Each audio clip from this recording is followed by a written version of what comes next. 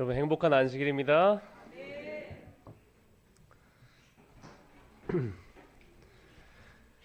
규례교회 성도님들과 주님께 경배드리고 또 하나님의 말씀을 오늘 나눌 수 있게 된 특별한 시간을 하나님께 감사드립니다. 그리고 물심양면으로 항상 수고하시는 목사님, 장로님들 그리고 교우 여러분 모두 다시 한번 감사의 말씀을 드립니다.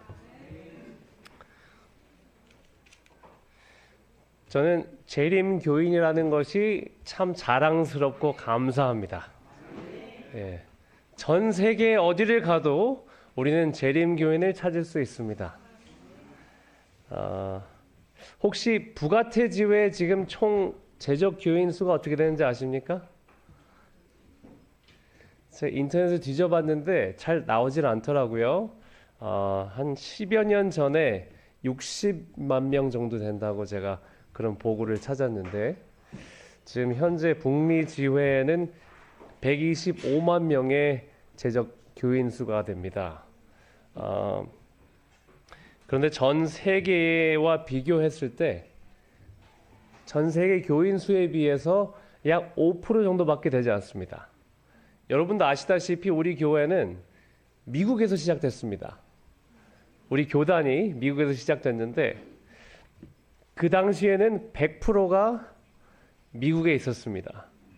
이제는 전 세계의 약 5%만 미국에 있습니다.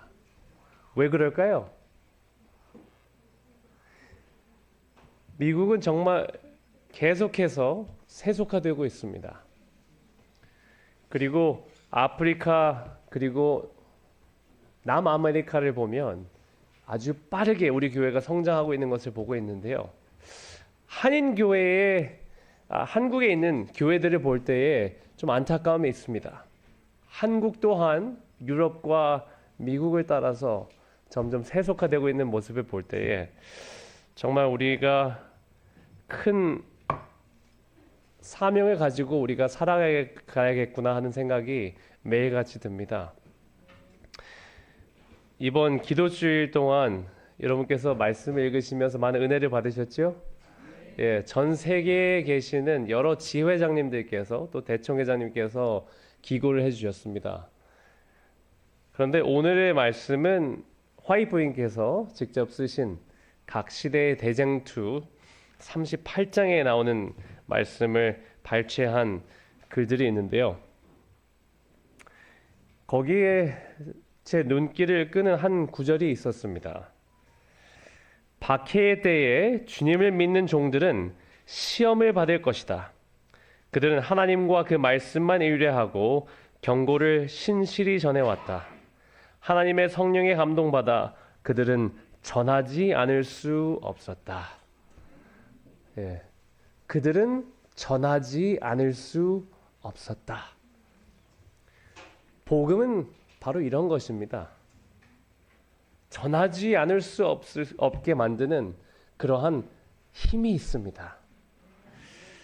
그래서 오늘은 저는 이 복음에 대해서 그리고 마지막 시대에 살아가는 우리의 모습에 대해서 여러분과 같이 나누는 시간을 갖기를 원합니다. 말씀을 같이 피시기 전에 다시 한번 기도하시고 말씀하겠습니다. 하늘에 계신 아버지, 주님께서 저에게 귀중한 선물, 말씀을 허락하여 주셨음에 감사드립니다.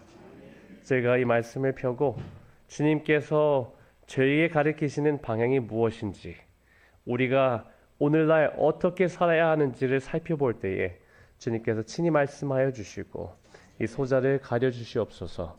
주님께서 이 시간 함께하여 주실 것을 믿고 감사드리며 예수님의 이름으로 기도합니다. 아멘.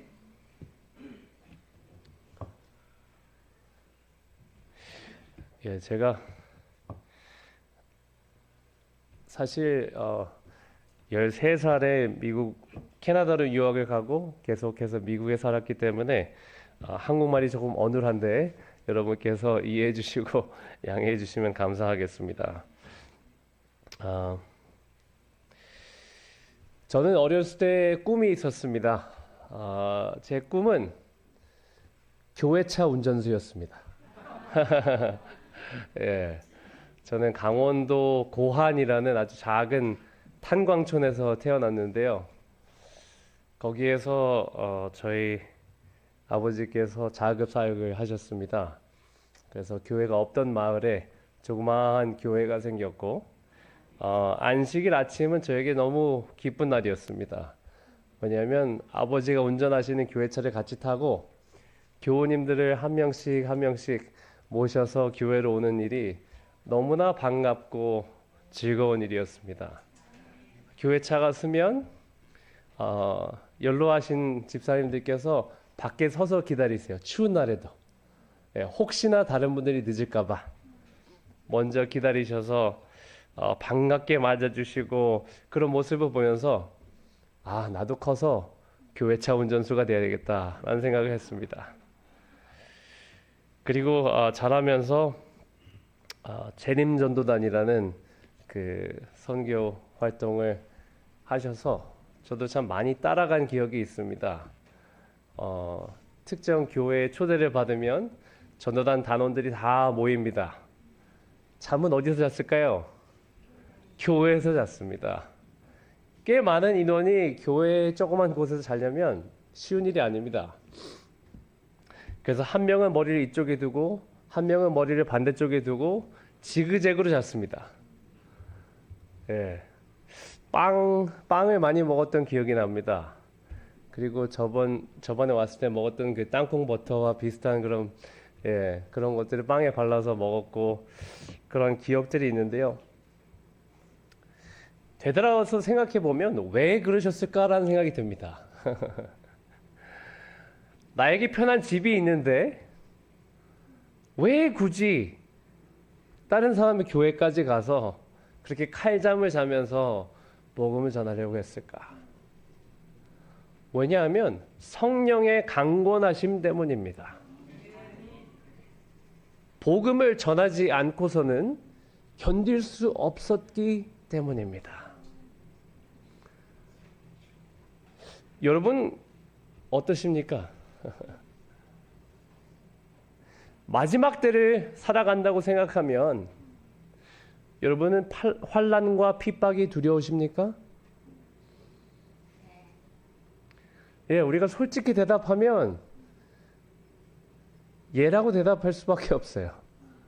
환난과 핍박 얘기하면 두려울 때가 있습니다. 사람의 눈으로 보면 그렇습니다. 하지만 우리는 하나님의 자녀로서 사람의 눈으로 보는 것이 아니라 하나님의 눈으로 이 모든 상황을, 전 세계가 돌아가는 모습들을, 그리고 복음을 전하는 일을 임하는 자세가 필요합니다. 이 복음을 전하는 일에 있어서 어떻게 우리가 살아가야 할까라는 생각을 할 때에 저는 다니엘이 생각이 났습니다. 다니엘서 한번 같이 펴보실까요? 다니엘서 1장 같이 보시겠습니다. 다니엘서 1장 1절에 있는 말씀입니다.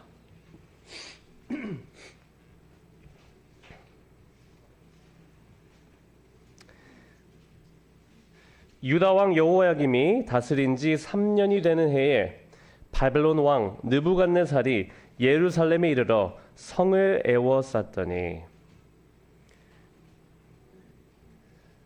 보통 역사책들을 보면 이렇게 적혀 있습니다. 강국이 약국을 점령합니다. 그들이 에워싸고 포위하고 자기의 나라로 포로들을 데려갑니다. 한국의 역사도 마찬가지입니다. 중국과 일본에 침략돼서 참 힘든 세월들을 많이 보냈습니다. 미국과 러시아가 와서 또 우리 나라가 분단되는 그런 경험을 했죠. 이스라엘의 경우도 마찬가지였습니다. 바벨론은 그 당시 최대 강국이었습니다. 그래서 약국인 이스라엘을 점령하는, 보통 역사책에 나오는 그러한 이야기가 적혀 있습니다. 그런데 2절에 뭐라고 써 있죠? 다 같이 한번 읽어보실까요? 주께서 유다 왕 여호야김과 하나님의 전 그릇 얼마를 그의 손에 넘기심에 그가 그것을 가지고 신할 땅 자기 신들의 신전에 가져다가 그 신들의 보물 창고에 두었더라.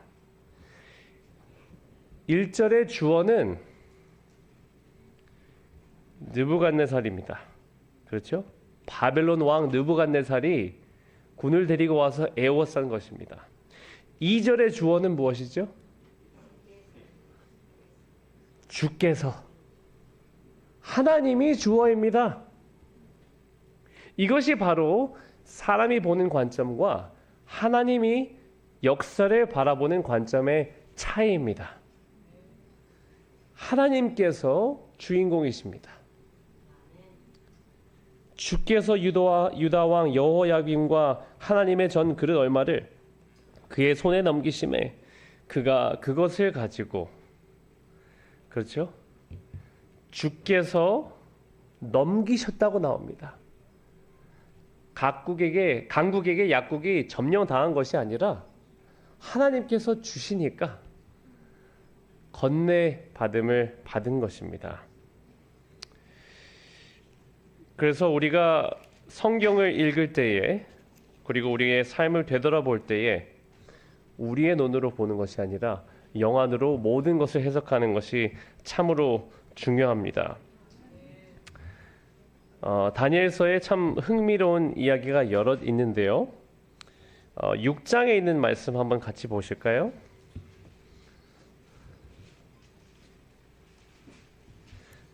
다니엘서 6장은 여러분께서 익히 잘 아시는 그러한 이야기입니다. 10절 한번 보시겠습니다. 다니엘이 이 조서의 왕의 도장이 찍힌 것을 알고도 자기 집에 돌아가서는 윗방에 올라가 예루살렘으로 향한 창문을 열고 전에 하던 대로 하루 3번씩 무릎을 꿇고 기도하여 그의 하나님께 감사하였더라.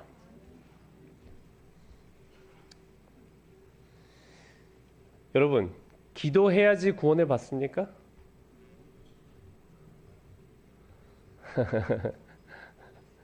예, 설교자가 질문을 하면 어떻게 대답해야 할지 굉장히 막막할 때가 있습니다. 그죠?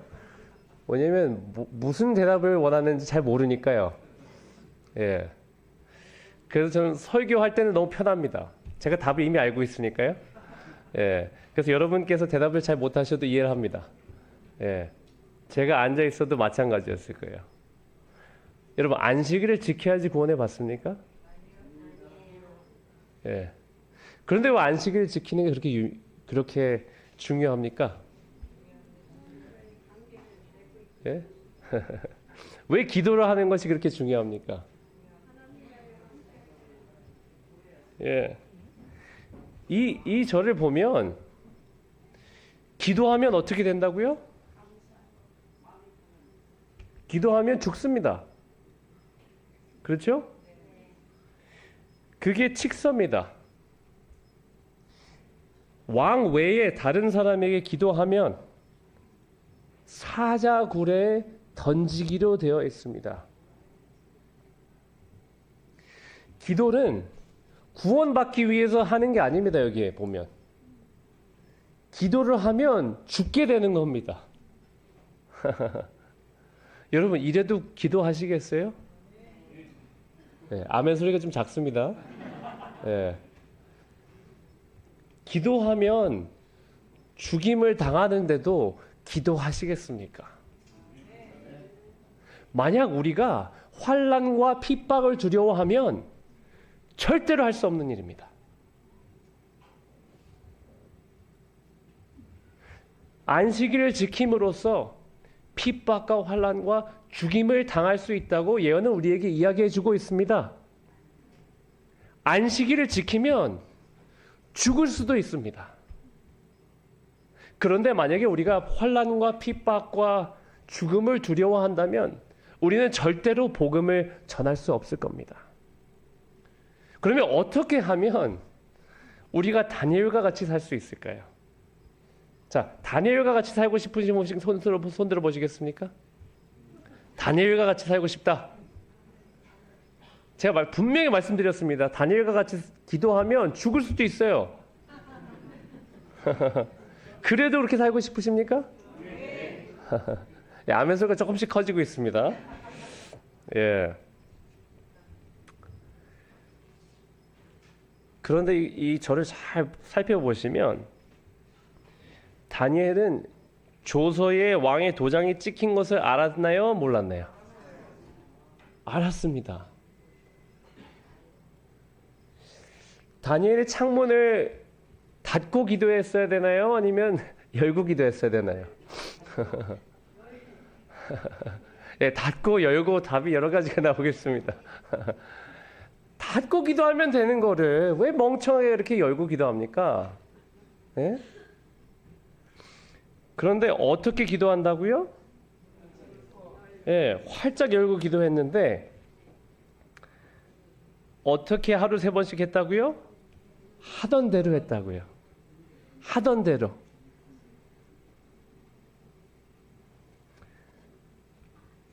마지막 사건들이 일어나고 있습니다. 그런데 마지막 시대를 살아가는 우리가 힘있게 복음을 전파할 수 있는 유일한 방법은 하던 대로 하는 것입니다. 갑자기 환난할 때에 우리는 큰 용기를 가지고 할 그러한 사람들이 못 됩니다. 만약 지금 그것을 하고 있으면 핍박과 환난이 와도 그때도 할 수 있을 것입니다. 하지만 만약 지금 우리가 하나님의 기별을 전하고 있지 않다면 핍박과 환난이 올 때 우리는 절대로 하나님의 복음을 전할 수 없을 것입니다.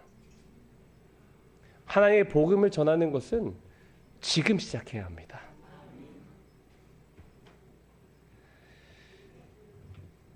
복음을 전하는 것 참 쉽지 않은 일입니다. 복음을 잘 모르는 사람들에게 설명하는 것 참 쉽지 않아요. 그런데요, 우리 매일의 삶을 통해서 복음은 이미 전해지고 있습니다. 그리고 조금 더 자세히 가르치고 싶으시면 바이블 가이드 한번 해보십시오. 예, 제가 그 프로그램을 보고 참 큰 감명을 받습니다. 모든 사람이 복음을 전할 수 있게 참 쉽게 만든 프로그램이라서 미국에서도 좀 시작하길 원하고 있는데요. 하던 대로 했다는 말에 저는 너무나 큰 감명을 받았습니다. 여러분, 장터에 가서 갑자기 아무 사람이나 붙잡고 자, 우리 가장 친한 친구가 됩시다. 5분 동안 이야기하고 가장 친한 친구가 됩시다 하면 그 사람이 여러분 어떻게 보실까요? 예? 예, 누가 미쳤다고 예, 그럴 거라고 그러셨는데요. 맞습니다. 그렇죠? 아니, 이 사람이 제정신인가? 어떻게 5분만 이야기하고 가장 좋은 베스트 프렌드가 될 수 있나? 라고 이야기할 겁니다. 우리와 하나님의 관계도 마찬가지입니다. 일월 휴업령이 떨어지고 마지막 사건이 일어날 때에 우리가 갑자기 신실한 백성으로 바뀌고 있지 않을 겁니다. 그날을 위한 준비는 오늘부터 시작되어야 합니다. 그날 복음을 전하는 게 아니라 지금부터 전해야 합니다. 그런데요, 다니엘은 왜 이렇게 두려워하지 않고 계속 기도를 했을까요? 제가 말씀드렸죠? 하던 대로 그냥 한 것뿐입니다. 그런데 여기에서 다니엘은 무슨 기도를 했을까요? 성경 6장에 보면 무슨 기도를 했는지는 저희가 알기 어렵습니다. 그런데 우리가 다니엘서 9장에 있는 다니엘의 기도를 읽다 보면 다니엘이 왜 그렇게 열심히 기도했는지, 과연 6장에서 무슨 기도를 했을 것인지에 대한 우리가 답을 좀 찾을 수 있습니다. 다니엘은 성경을 열심히 연구하는 사람이었고 아마도 다니엘은 성경 속에서 답을 찾았을 것입니다. 다 같이 신명기 28장 52절에 있는 말씀 한번 같이 보시겠습니다. 신명기 28장 52절에 있는 말씀입니다.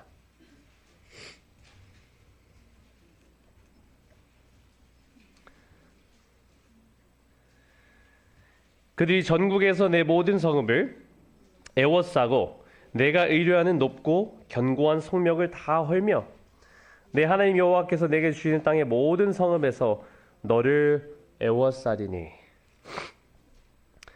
예, 신명기 28장의 말씀을 보시면 1절부터 14절의 말씀은 하나님의 말씀에 순종했을 때 하나님께서 주시는 복에 대한 이야기가 나옵니다. 그리고 신명기 28장 15절로부터 68절에 있는 말씀은 하나님의 말씀에 불순종했을 때에 어떠한 어려운 일들이 일어날 것인지에 대한 말씀이 나옵니다. 그리고 이 말씀에 불순종하게 되면 대적이 그들을 애워싼다는 이야기가 나옵니다. 아까 1장 1절에 뭐라고 나왔죠? 바벨론 왕 느부갓네살이 예루살렘에 이르러 성을 어떻게 했다고 나오지요? 애워싸고. 예. 다니엘은 놀라지 않았습니다. 왜냐하면 하나님께서 분명히 말씀을 이미 해두셨습니다. 신명기에서요. 그리고 바벨론이 애워쌌을 때 그는 놀라지 않고 그의 눈으로 보는 것이 아니라 하나님의 눈을 통해서 이 사건을 주시하게 됩니다. 그리고 이스라엘 백성들이 심하게 불순종했기 때문에 이러한 사태가 일어났음을 그는 알게 됩니다. 그리고 역대하에 있는 말씀을 한번 같이 보실까요?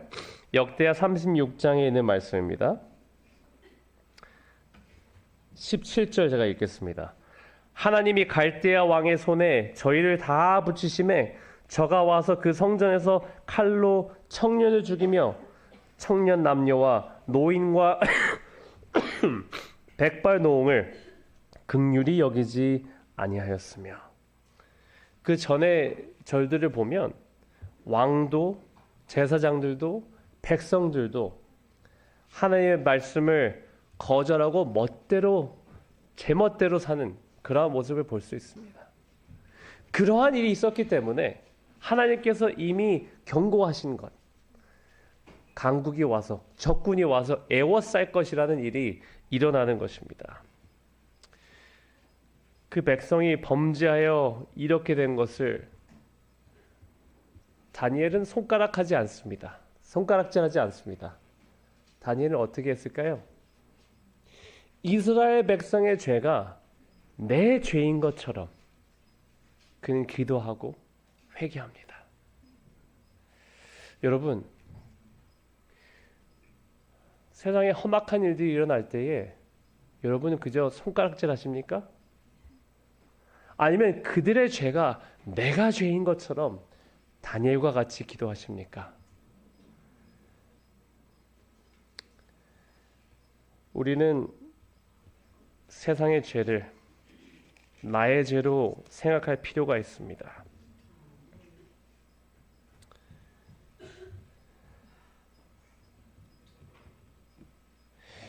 다니엘 9장 5절에 있는 말씀 한번 같이 보실까요?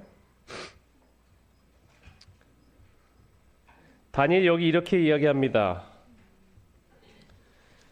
저들은 이미 범죄하여 패역하여 행악하며 반역하여 주의 법도와 규례를 떠나 싸우며. 이렇게 쓰나요? 9장 5절에 어떻게 시작하죠? 우리는 이미 범죄하여. 저들은 이라고 이야기하지 않습니다. 우리는 이라고 이야기합니다. 이것이 바로 복음입니다. 예수님께서는 그렇게 말씀하실 수 있으셨어요. 저들이 범죄해서 저들이 불순종해서 타락하고 그리고 죄악을 받아들임으로써 그들은 멸망할 것이다 라고 이야기하실 수 있었습니다. 하지만 죄 없으신 예수님께서는 이 온 세상의 죄를 십자가에서 직접 지시는 모습을 우리는 볼 수 있습니다. 저들의 죄가 아니라 누구의 죄요? 우리의 죄. 이것이 바로 성경이 우리에게 이야기해주는 복음입니다. 그리고 우리가 그리스도인으로서, 재림 교인으로서 어떻게 살아야 할지 우리에게 방향성을 제시해 주는 것입니다.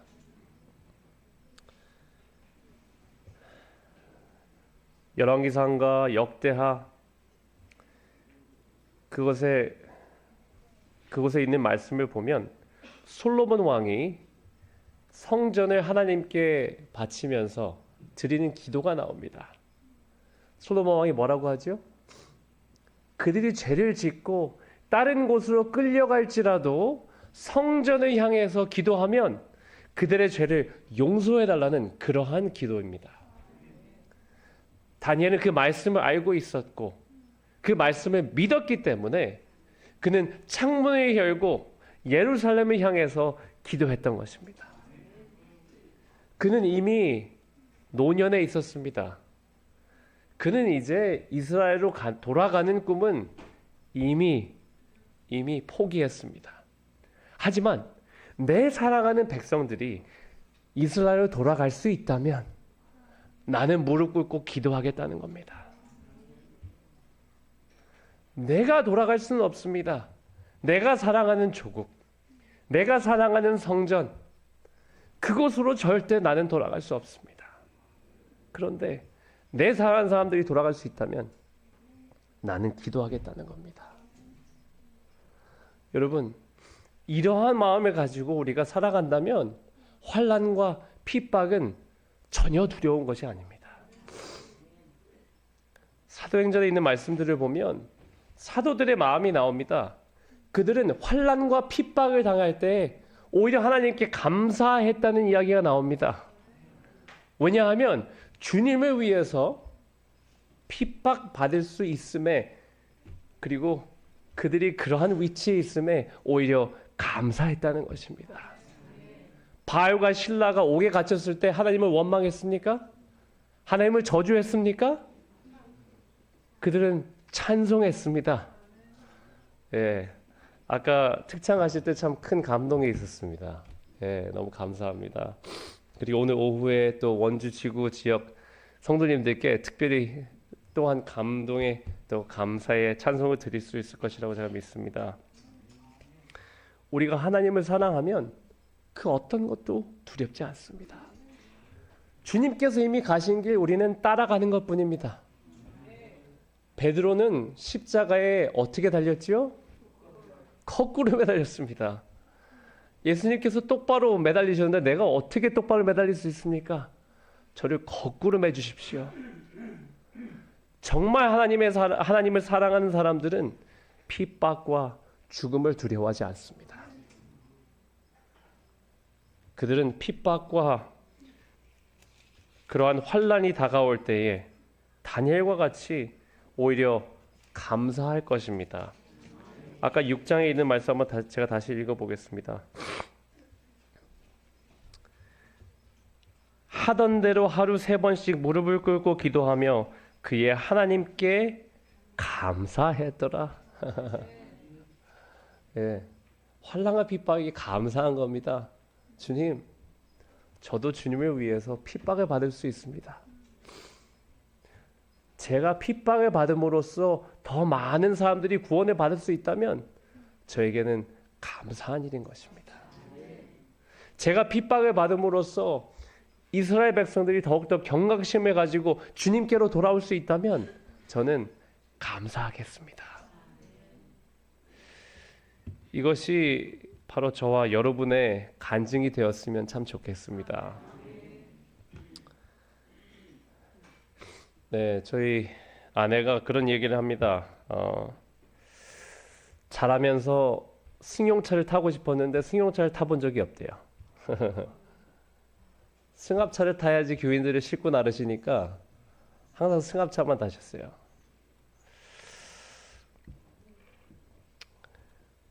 시간이 지나면서 교회에서 그런 모습들이 자꾸 사라지고 있습니다.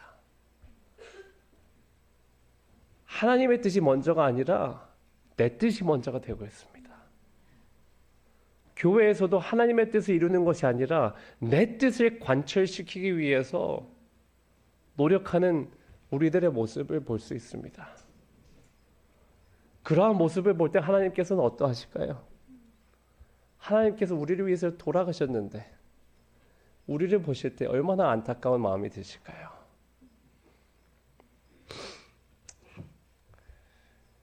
우리는 마지막 때에 살고 있습니다. 사실 마지막 때는 언제 시작되는지 아십니까? 예수님께서 승천하시고 나서부터 마지막 때예요. 뭐냐면 예수님께서 승천하시고 언제 돌아오실지 모릅니다. 그리고 그의 우리의 시계는 계속 흘러가고 시간의 시계는 계속 흘러가고 있습니다. 그리고 오늘은 어제보다 예수님의 오심이 더 가깝고 내일은 오늘보다 예수님의 오심이 더욱더 가깝습니다. 그런데 우리가 주변에 일어나는 사건들을 볼 때에 예수님께서 오심이 그렇게 멀지 않음을 우리는 직감할 수 있습니다. 우리는 어떻게 기도를 잘해서 내가 구원을 받을까? 어떻게 안식일을 잘 지켜서 내가 구원을 받을 수 있을까 하는 그러한 편협한 생각을 버려야 합니다. 기도는 나를 위해서, 나를 구원시키기 위해서 있는 것이 아닙니다. 하나님의 눈으로 세상을 볼 수 있도록 만들어주는 것이 기도입니다. 안식일을 지켜서 구원받는 것이 아닙니다. 안식일이 나를 하나님의 자녀로 남아있을 수 있도록 지켜주는 것입니다. 내가 기도함으로써, 내가 안식일을 지킴으로써 우리는 구원받지 못합니다. 하나님은 이미 우리를 구원하셨으니까요. 그런데요, 내가 기도함으로써, 내가 안식일을 지킴으로써 우리 주변의 사람은 구원받을 수 있습니다. 무슨 말인지 이해하셨습니까? 예. 내가 기도하는 모습을 보면서, 내가 하나님을 너무 사랑해서 안식일을 지키는 모습을 보면서 다른 사람들도 예수님의 구원하심을 인정하고 증언할 수 있는 것입니다. 그래서 하나님께서는 천사를 통해서 이미 이 사역을 마치실 수 있었지만 우리에게 이 사역을 주신 것입니다. 우리가 다른 사람을 사랑함으로써, 하나님을 사랑함으로써 다른 이들을 주님께로 인도할 수 있는 것입니다. 북미지회에서는 2025년에 특별한 프로젝트를 준비하고 추진하고 있습니다. 혹시 아마 들으셨는지도 모르겠습니다. 펜트코스트 2025, 오순절 2025라는 프로젝트를 진행하고 있는데요. 그것은 북미 지회의 3,000개 이상의 교회들에서 진리를 전하는 전도회를 하는 그러한 부흥 프로젝트입니다.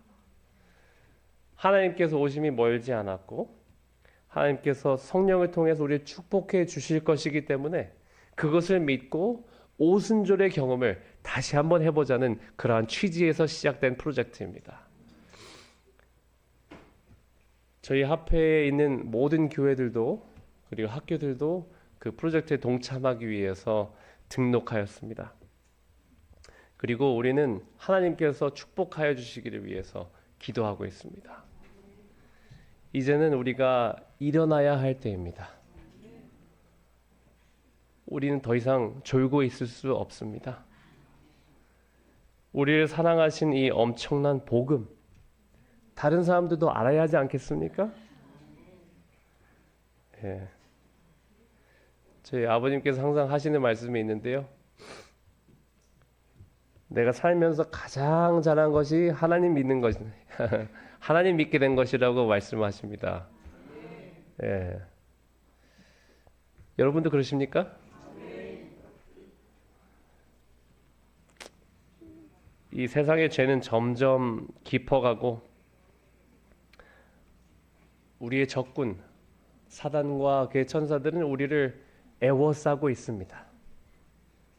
하지만 우리는 사람의 눈으로 그것을 걱정하고 바라보는 것이 아니라 하나님의 눈으로 그것은 아무것도 아니라는 것.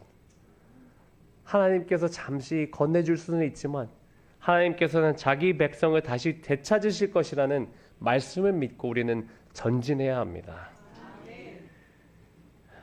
예레미야 5장 1절에 있는 말씀입니다.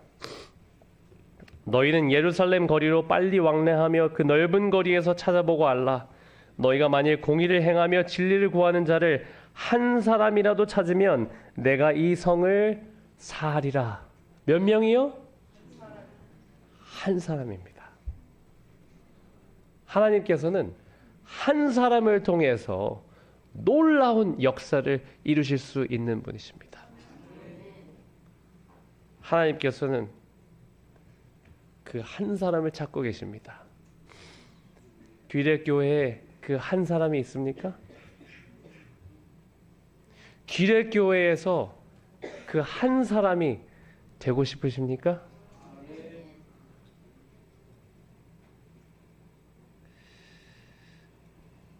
여러분 수적 석천이라는 말씀 들어보셨습니까?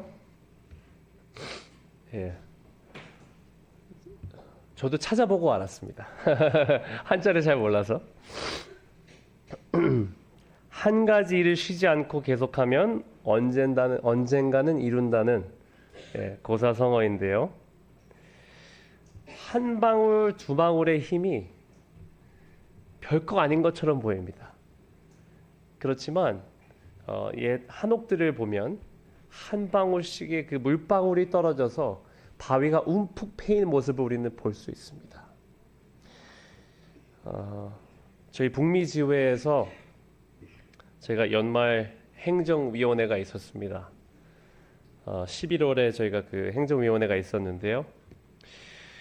저희가 거기 회의에 참석하면서 놀라운 간증을 들었습니다. 그 롭 칼이라는 목사님께서 루터 교회에서 안식일 교회로 개혁하신 그 간증을 들었는데요. 그는 자라면서 침례교회를 다녔고 또 이웃이 랍비가 있었기 때문에 안식일에 대한 진리를 조금 들었습니다. 그런데 나중에 신학을 졸업하고 루터교회 목사가 되었습니다. 그런데 이 목사님이 어떻게 안식일 진리를 깨달았는지 여러분 아십니까? 그곳에서 피아노를 반주하는 교회 반주자가 있었습니다. 그런데 그 반주자가 안식일 교인이었습니다. 한국에서는 잘 있지 않은 일인데 미국에서는 종종 있는 일입니다. 안식일 교인이지만 돈을 받고 일요일 교회에 가서 음악 활동을 도와주는 그런 분들이 계십니다. 물론 안식일에는 안식일 교회에서 예배를 드리고 또 직업이 필요하시기 때문에 가서 반주를 해주시는 분들이 계신데 어느 날 이 목사님께서 교인들과 같이 다니엘서를 공부하기로 했습니다. 그런데 이 반주자가 다니엘서를 공부한다는 이야기를 듣고 그 루터교 일요일 교회의 성경 공부에 매주 참석한 겁니다. 그리고 참석을 하면서 조금씩 목사님에게 우리 교회의 진리를 전하게 됐습니다. 그분 놀라지 않을 수 없었어요. 그냥 교회 반주자인데 다른 교회의 교인인데 목사인 나보다 어떻게 이 다니엘서를 더 잘 알까? 매주 진리의 말씀을 들으면서 그의 심경에 변화가 있었습니다. 그리고 몇 달 후에는 안식일 교회를 같이 참석하게 됐어요. 일요일에는 설교를 하고 안식일에는 안식일 교회를 다니고. 그런데 결정적인 이유가 있었는데 하루는 그 딸이 소꿉장난을 하고 있는데 박스로 교회를 만드는 겁니다. 그런데 박스 위에 제7일 안식일 예수 재림교회라는 표말을 붙이는 거예요. 와, 엄청난 일이죠. 그래서 더 이상 내가 루터교에 몸담을 수 없겠구나. 그가 이야기하는 순간, 그의 상관들에게 이야기하는 순간 그는 더 이상 루터교회에서 목사를 할 수 없었습니다. 그는 그의 직업을 잃었고 그가 살던 사택도 잃었습니다. 갈 곳도 없었고 일을 하라는 곳도 없었습니다. 이러한 핍박과 환난 여러분 어떠십니까? 견디실 수 있겠습니까? 진리를 위해서 견디실 수 있으시겠어요? 그런데 그가 본 성경의 말씀은 너무나 뚜렷했기 때문에, 너무나 분명했기 때문에 그는 그 빛을 거절할 수 없었습니다. 그 이야기를 듣고 콜로라도에 있는 한 우리 교회의 합회에서 그를 채용하기로 했습니다. 그래서 신학대학원에 등록을 시켰고 그는 그 합회의 목회자가 됐습니다. 이 놀라운 일들이 지금 일어나고 있습니다. 복음을 찾는 사람들, 우리 교회 목사님들을 통해서 우리의 진리를 알게 되기도 하겠지만 평신도들을 통해서 그들은 우리의 진리를 깨닫게 될 것입니다. 예언의 말씀을 보면 목사와 평신도들이 힘을 합쳐서 일을 할 때에 주님의 사역은 더 빨리 끝날 수 있을 것이라고 우리에게 이야기해주고 있습니다. 목사들은 훈련해야 하며 평신도들은 사역을 해야 합니다. 그 롭 칼 목사님을 보면서 이제 얼마나 더 많은 사람들이 우리의 진리를 깨닫게 될 것인가라고 생각을 해보았습니다. 그가 진리에 대해서 알게 되면서 얼마나 기뻐하는지 그것을 제가 생생히 목격했습니다. 근데 그것을 보면서 드는 생각이 있었습니다.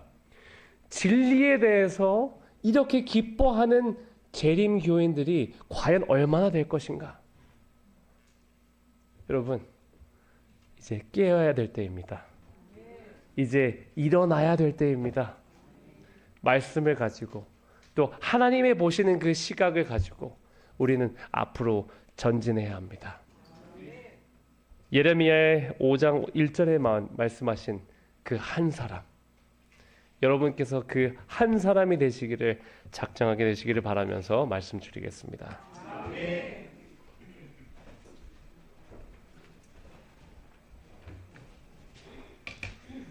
다 일어서시겠습니다. 마치는 찬미는 559장 찬미를 하시겠습니다.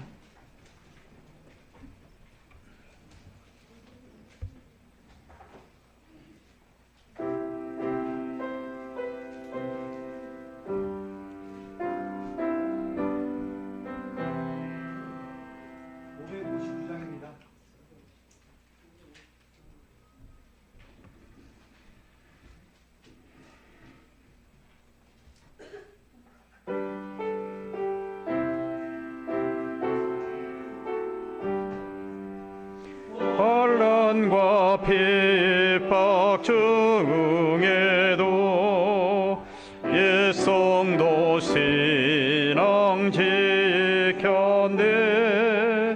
이 신앙 생각 가갈 때에 기쁨이 한량 없도다. 일성도 신앙 따라서 죽도록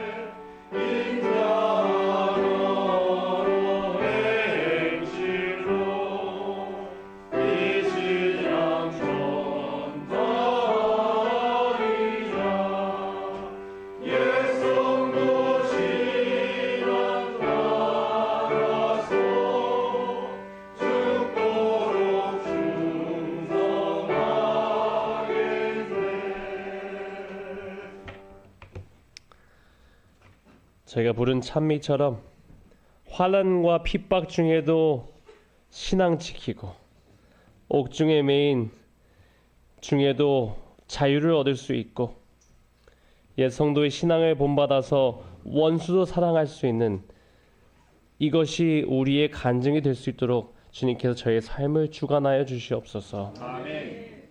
다니엘처럼, 요셉처럼, 바울처럼 핍박과 환난이 있을 때 오히려 하던 대로 주님께 기도를 드리고 감사의 기도를 드릴 수 있는 그러한 삶이 오늘부터 시작될 수 있도록 주님께서 함께하여 주시옵기만을 바라며 예수님의 이름으로 축원하옵나이다. 아멘.